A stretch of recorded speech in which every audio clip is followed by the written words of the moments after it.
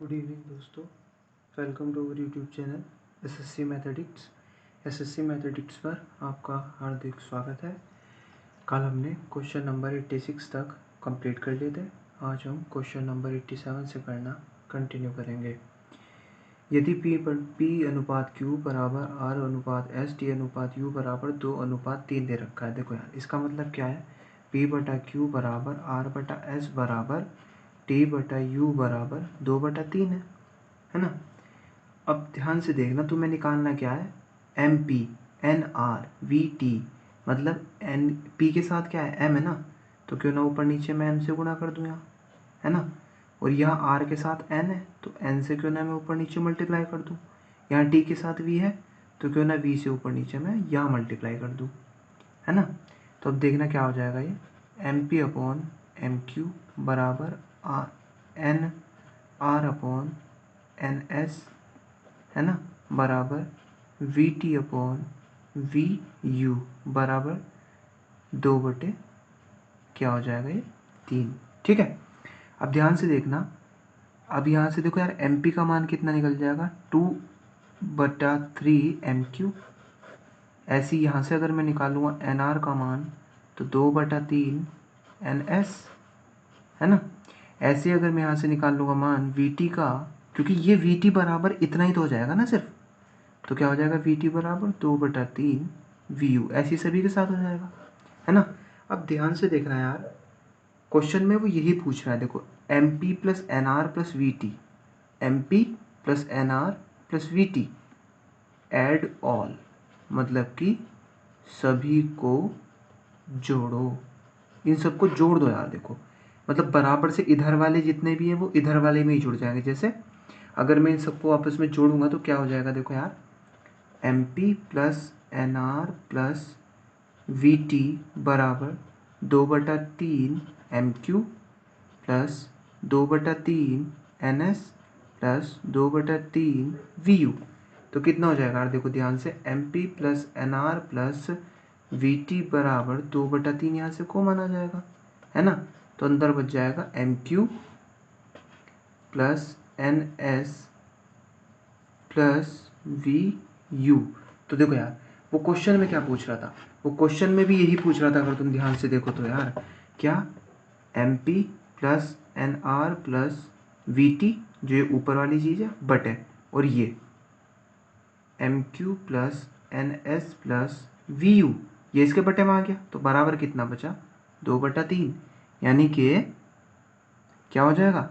2:3 इसका आंसर हो जाएगा, है ना। यही आंसर हो जाएगा इसका। यार देखो, इसको करने का एक यही तरीका होगा, क्योंकि यहाँ पे P/Q दे रखा है, तो P के साथ M की गुणा हो रखी है, तो M कब आएगा P के साथ? जब तुम M की गुणा करोगे ना P में, तभी तो आएगा ना।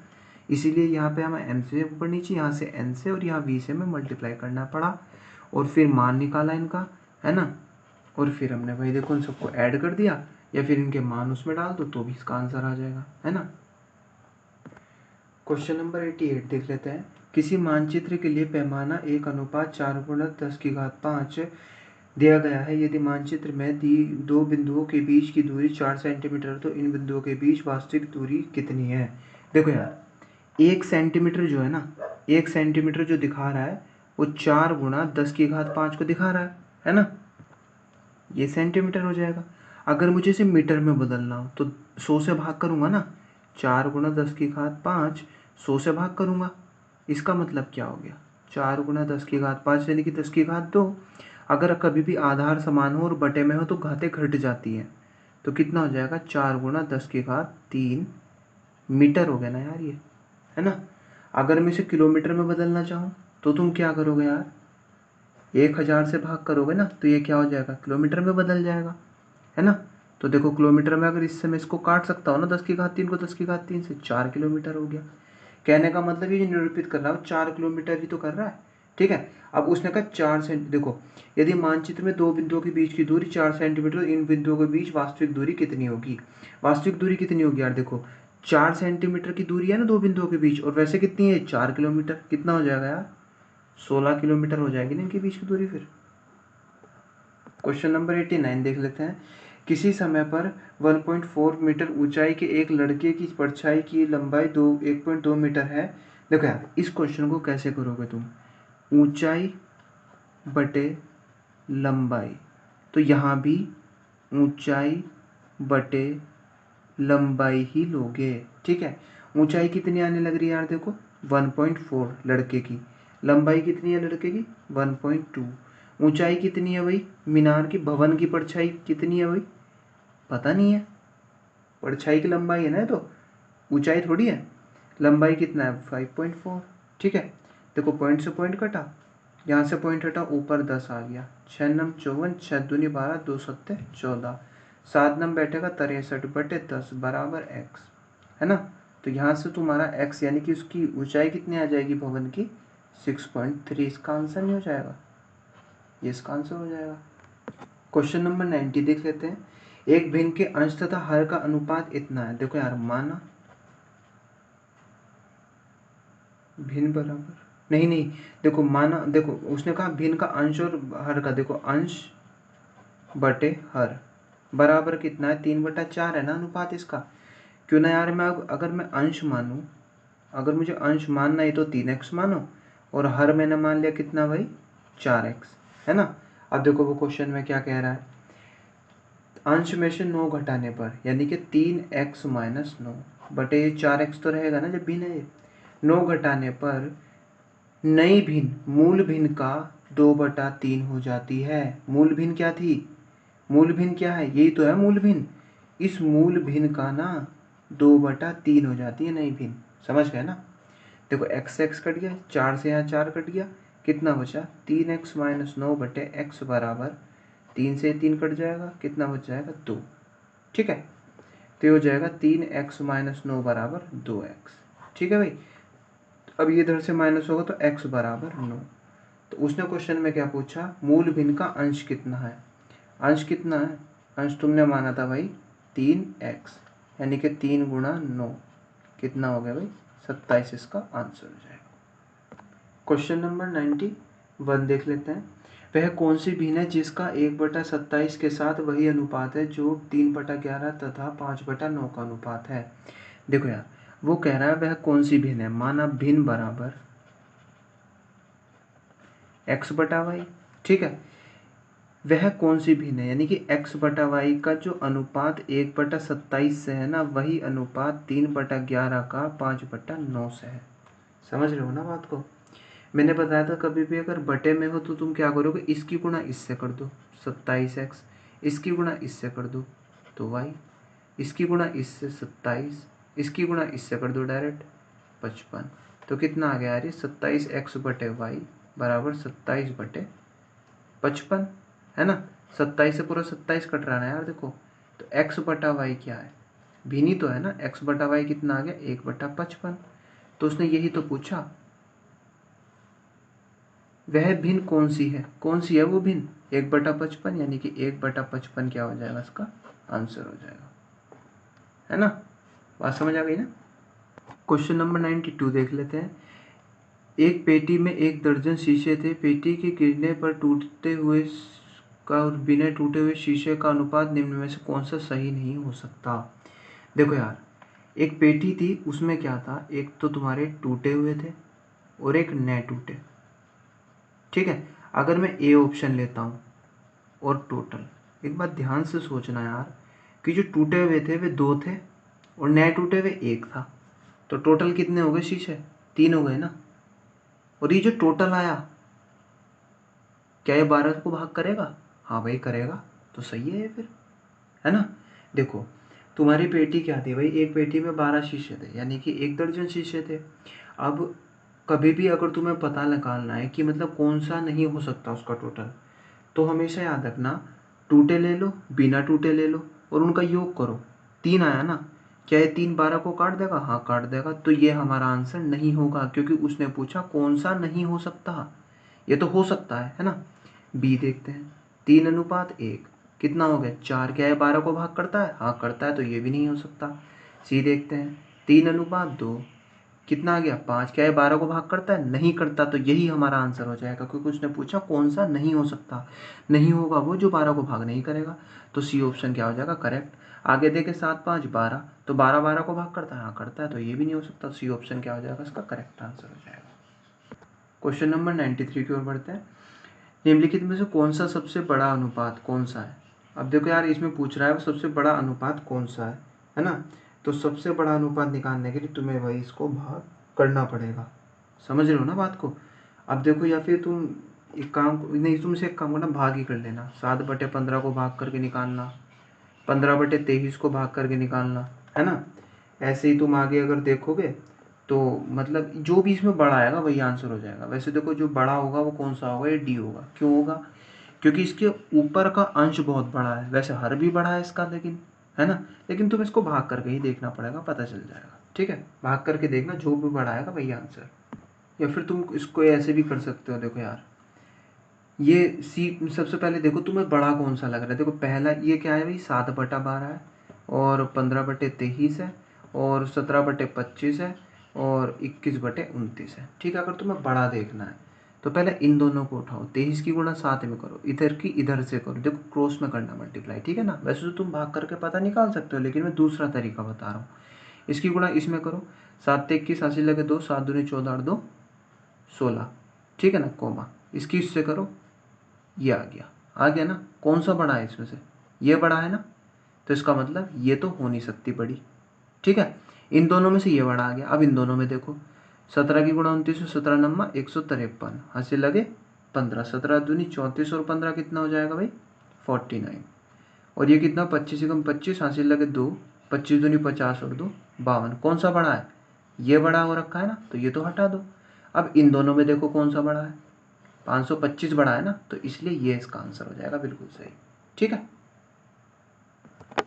किसी समकोण त्रिभुज की समकोण बनाने वाली भुजाएं। देखो यार, समकोण क्या होता है तुम्हारा? देखो ये जो ट्रायंगल है, देखो राइट एंगल ट्रायंगल को कहते हैं हम समकोण त्रिभुज। इसे कहते हैं हम लंब, इसको कहते हैं हम आधार यानी कि परपेंडिकुलर बेस, और इसे को कहते हैं हम हाइपोटेनस यानी कि तुम्हारा वही कर्ण। ठीक है, उसने क्या कहा देखो, अब क्वेश्चन देख लेते हैं एक्चुअल में उसने क्या कहा है। जो तुम्हारी समकोण बनाने वाली भुजाएं हैं वो 5:12 में है, यानी कि ये 5 मान ली मैंने, ये 12, क्योंकि ध्यान सी बात है यार, ये बड़ी तो यही होती है ना, तो इसलिए 12 मैंने ये मान ली। वैसे तुम अगर 12 इसको भी मानोगे तो कोई दिक्कत नहीं है ना। यदि त्रिभुज का क्षेत्रफल इतने वर्ग सेमी हो। ठीक है, देखो यार अनुपात में दे रखी है 5 और 12, तो इसे मैं 12x मान लूँगा, इसको मैं 5x मान लूँगा। ठीक है ना, अगर मैं निकालना चाहूँ, देखो त्रिभुज के कोई सा भी त्रिभुज हो, त्रिभुज के क्षेत्रफल होता है हाफ इंटू आधार गुणा लंब। ठीक है ना, हाफ इंटू आधार कितना है भाई इसका 5x, क्योंकि मैंने बताया आधार नीचे वाला होता है, तो ये आधार है। लंब कितना है इसका भाई 12x। ठीक है ना, तो अब ध्यान से देखना, ये 270 ही तो दे रखा है त्रिभुज का क्षेत्रफल तुम्हें, यानी कि 270 ही बराबर है तुम्हारा, ये 2 से कितना 6 बार कटेगा है, 6 पंजे 30 एक्स स्क्वायर के, 0 से 0 3 9 27, तो 9 बराबर एक्स स्क्वायर, तो एक्स बराबर आ गया 3 आ गया ना, क्योंकि जैसे ही वर्गमूल उधर चढ़ेगा तो ये 3 आ जाएगा। उसने क्या पूछा, तो इसके कर्ण की लंबाई बताइए। ठीक है, कर्ण की लंबाई बताइए। अब देखो ध्यान से देखना, ये समकोण त्रिभुज की क्या हो गया 12 गुणा एक्स यानी कि 3, 12 तिया 36, और ये कितना था 5x यानी कि 5 तिया 15, 15 और 36, 15 और 36 के साथ कोई ट्रिपलेट बनता है? देखो यार, ट्रिपलेट होती है जो मैं तुम्हें आगे बता दूंगा, लेकिन याद रखना कभी भी अगर तुम्हें निकालना हो इसको तो कैसे निकालोगे। देखो ध्यान से देखना यार, देखो यार ये हमारा क्या था, ये हमारा त्रिभुज था। ठीक है, ये हमारी आई 36, यही हमारी 15। अब वो कर्ण पूछ रहा है, ये पूछ रहा है ना। हमारा एक फॉर्मूला होता है समकोण त्रिभुज में ही लगता है सिर्फ, क्या, कर्ण का स्क्वायर बराबर होता है आधार का स्क्वायर प्लस लंब का स्क्वायर। ठीक है, बाकी मैं तुम्हें ट्रिपलेट भी बताऊंगा, वो मैं आगे बताऊंगा, है ना। आधार का यानी कि 15 का स्क्वायर प्लस लंब का 36 का स्क्वायर, ये हो जाएगा तुम्हारा भाई 225, प्लस ये कितना हो जाएगा 324 गुणा 4 चौक 16 लगा, 4 दूनी 8 9 4 तिया 12, ये हो जाएगा भाई तुम्हारा 11 12 1521, यानी कि कर्ण का जो स्क्वायर आ जाएगा वो हो जाएगा 1521। कर्ण कितना हो जाएगा, अंडर रूट के अंदर 1521, 1521 होता है 39 का स्क्वायर, ठीक है ना। ये 39 इसका क्या आ जाएगा, कर्ण, ये हो जाएगा इसका आंसर। अभी मैं तुम्हें ट्रिपलेट भी बताऊंगा। हम जानते हैं जैसे देखो कि 3 4 5 इस तरह से ट्रिपलेट होते हैं, है ना। और तुम्हारा 12 35 37 ये सब ट्रिपलेट होते हैं, मतलब ये डायरेक्ट निकल सकते हैं। जैसे अभी आया था हमारा क्या है 15 36 39, ये भी हमारा क्या ट्रिपलेट होता है ना। तो ये हम आगे देख लेंगे, ठीक है। जैसे यार तुम एक बात तुम खुद भी देख सकते हो, अभी शॉर्ट बताऊँ मैं तुम्हें, देखो यहाँ ये क्या है 5 गुणा 3 है, और ये क्या है 12 गुणा 3 है। तो देखो यार गुणा 3 तो यहाँ भी आना है, 3 यहाँ भी है, 3 यहाँ भी है, तो 3 तो यहाँ भी आएगा। 12 और 5 का ट्रिपलेट निकाल दो बस, यानी कि 144 में से जैसे तुम 25 हटाओगे तो कितना आ जाएगा, यानी कि 144। देखो अब मेरी बात ध्यान से सुनना, ठीक है। देखो 3 तो यहाँ भी है, 12 गुणा 3 36 को मैंने लिख लिया, और 15 को मैं लिख सकता हूँ 5 गुणा 3, है ना। जो कॉमन होता है कॉमन वो यहाँ भी आएगा, आ गया ना। तो अब इस 3 का खेल खत्म हो गया, इस 3 का भी खेल खत्म हो गया। 5 बचा और 12 बचा। 12 का स्क्वायर कितना होता है 144, 5 का 25, जोड़ो कितना हो गया 169। इसका स्क्वायर निकालो, 13 आया ना, 13 की गुणा करो तो डायरेक्ट कितना आ गया 39 आ गया ना। जो तुम धीरे धीरे प्रैक्टिस करोगे इसमें भी अपना तुम समझ जाओगे, है ना। क्वेश्चन नंबर 95 पे चलते हैं। एक चतुर्भुज के कोण तुम्हारे जो है भाई 6:3:4:5 में है ना। तो वो क्वेश्चन में क्या पूछ रहा है, तो अनुपात में है, तो त्रिभुज का सबसे छोटा कोण चतुर्भुज, देखो यार ध्यान से देखना, चतुर्भुज के सभी कोणों का योग, चतुर्भुज के सभी कोणों का योग बराबर होता है 360। ये वैसे तुम्हें पता भी होगा, है ना। और त्रिभुज के सभी कोणों का योग बराबर होता है 180। दोनों बातें हमेशा याद रखना। चतुर्भुज के दोनों कोणों का योग, चतुर्भुज के सभी कोणों का योग जो होता है वो तुम्हारा कितना होता है 360। त्रिभुज के तीनों कोणों का योग यानी कि सभी कोणों का योग क्या होता है 180 होता है, ठीक है। चतुर्भुज के कोण इस अनुपात में है, तो 6 4 10 3 13 5 15 18, ठीक है 18 हो गए ना। तो 18 यूनिट का मान कितना होगा 360, क्योंकि हमारे हिसाब से इतने इतने यूनिट है कोण, और इनका सबका योग करूंगा तो 18 आ रहा है। वैसे योग कितना होता है 360, एक यूनिट का मान 20, ठीक है। तो अगर मैं इसके सारे के सारे कोण निकाल लूँ, पहला कोण कितना आ गया, पहला कोण आ जाएगा, देखो पहला कोण कितना था 6 यूनिट था ना, वैसा एक यूनिट का मान 2 20, तो पहला कोण हो जाएगा 120, ठीक है। और ऐसे ही दूसरा कोण कितना हो जाएगा भाई 3 दूनी 6 60, और तीसरा कोण कितना हो जाएगा भाई 4 दूनी 8 80, और चौथा कोण कितना हो जाएगा भाई चतुर्भुज का इसका 5 दूनी 10 100 हो जाएगा, ठीक है। अब देखो वो क्वेश्चन में क्या कह रहा है, क्वेश्चन में वो ये कह रहा है कि त्रिभुज का सबसे छोटा कोण चतुर्भुज के सबसे बड़े कोण का 1/4 है। मतलब जो त्रिभुज का सबसे छोटा कोण है ना, सबसे छोटा कोण है त्रिभुज का, वो तुम्हारा जो चतुर्भुज का सबसे बड़ा कोण है किसका, चतुर्भुज का, उसका 1/4 है। मतलब कि छोटा कोण निकालना हो अगर मुझे त्रिभुज का, तो सबसे बड़ा कोण कौन सा है भाई 120 ही तो आ रहा है। 120 60 और 80 और 100 में से कौन सा सबसे बड़ा है 60 है, 120 है ना। तो 120 का 1/4 है सबसे छोटा, मतलब कि छोटा कोण जो आ गया त्रिभुज का वो कितना आ गया 30 आ गया। अब वो दूसरी बात क्या कह रहा है, देखो यार दूसरी कंडीशन भी दे रखी है उसने। उसने कहा त्रिभुज का सबसे बड़ा कोण चतुर्भुज के सबसे बड़े कोण के दूसरे सबसे बड़े कोण से 10 अधिक है। जो त्रिभुज का जो है ना, त्रिभुज का सबसे बड़ा कोण यानी कि जो सबसे बड़ा कोण है, बड़ा कोण है किसका त्रिभुज का, वो जो तुम्हारा 10 अधिक है किससे, जो दूसरे नंबर पे सबसे बड़ा कोण है तुम्हारा चतुर्भुज का, यानी कि 100 से 10 अधिक है, यानी कि 110 है। अब मेरी बात ध्यान से सुनना, त्रिभुज का एक कोण 30 है, दूसरा कोण 110 है, तो जो तुम्हारा तीसरा कोण बचा, जो तुम्हारा तीसरा कोण बचा वो कितना हो जाएगा 180 में से माइनस कर देंगे ना इसे जोड़ के, वो कितना हो जाएगा 40 हो जाएगा। अब वो क्या पूछे त्रिभुज का दूसरा सबसे बड़ा कोण कितना है, तो दूसरा सबसे बड़ा कोण ये तो है 40, यही आंसर हो जाएगा। क्वेश्चन नंबर 96 पर चलते हैं, है ना। एक त्रिभुज के कोण क्रमशः इतने इतने अनुपात में है। देखो यार हमारे हिसाब से जो त्रिभुज के कोण है वो 2 यूनिट 3 यूनिट 4 यूनिट है, तो 4 3 7 2 9, 9 ही यूनिट का मान कितना हो जाएगा 180, क्योंकि हम जानते हैं ये क्वेश्चन में नहीं दे रखा कि सभी कोणों का योग 180 है, लेकिन हमें ये पता होना चाहिए कि त्रिभुज के सभी कोणों का योग 180 और चतुर्भुज के सभी कोणों का योग कितना 360 होता है, ठीक है। एक यूनिट का मान कितना आ गया 2, तो पहला कोण कितना आ गया भाई 2 यूनिट के हिसाब से, 1 यूनिट का मान 20 तो 2 यूनिट का मान कितना 40, दूसरा कोण और तीसरा कोण। ठीक है, दूसरा कोण कितना आ गया 1 यूनिट का मान 20, 3 यूनिट का मान कितना हो जाएगा 60, ऐसी जो दूसरा कोण होगा तीसरा कोण होगा वो हो जाएगा 80। तो वो कह रहा है देखो सबसे छोटे कोण के दुगने, यानी कि सबसे छोटे कोण के दुगने, सबसे छोटा कोण तो 40 है ना, सबसे बड़े कोण के तिगुने, सबसे बड़े कोण के तिगुने को मिलाकर क्या आएगा। देखो यार 4 दूनी 8 80, 8 ते 24 ये हो गया, तो कितना हो गया 0 12 और ये हो गया तो 1 मिनट 8 ते 24 4 दूनी 8 है ना। अच्छा वो कह रहा है दूसरे सबसे बड़े कोण के तिगुने, यानी कि 60 का तिगुना 36 18, ये कितना हो जाएगा 8 दूनी 16, यानी कि 260 इसका क्या हो जाएगा भैया आंसर हो जाएगा। कुछ क्वेश्चन में कहा है कि तुम्हारा जो तीनों कोण थे वो 2:3:4 के अनुपात में थे, सबसे छोटे कोण के दुगने, सबसे छोटा कोण कौन सा है 40 है, ये 40 है इसका दुगना करो, और दूसरे सबसे बड़े कोण के तिगने का योग कितना होगा वो 260 हो जाएगा, है ना। क्वेश्चन नंबर 97 पर चलते हैं। 4 पात्रों के मिश्रणों के दूध और पानी का अनुपात इतना और इतना है, किस पात्र में पानी के सापेक्ष दूध की मात्रा सबसे कम है। अब देखो यार मेरी बात ध्यान से सुनना, पहला बर्तन, योग दूसरा बर्तन, तीसरा बर्तन, चौथा बर्तन। ठीक है, एक बात ध्यान से सुनना यार, तुम्हारे पास एक बर्तन था उसमें 5 लीटर 5 यूनिट तो दूध है और 3 यूनिट पानी है ना।